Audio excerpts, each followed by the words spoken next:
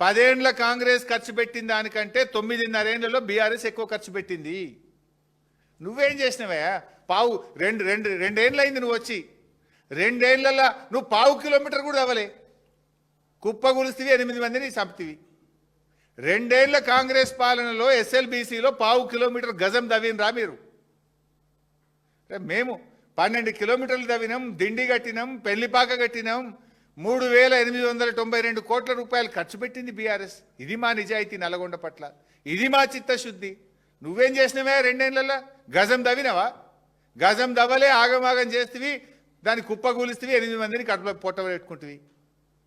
ఇంకా మాట్లాడతారు, ఏ ముఖం పెట్టుకొని మాట్లాడుతారు? ఒక ఆయన పోతాడు, ఆడికి పోయి చేపలు మంచుకుంటే ఇలా చేపలు పట్టుని, చేపలు వండుని అంటాడు. సచ్చి వాళ్ళు ఏడుస్తుంటే ఈయన చేపలు వండమంటాడు నాగార్జున సాగర్లో పోయి, శ్రీశైలం కాడ.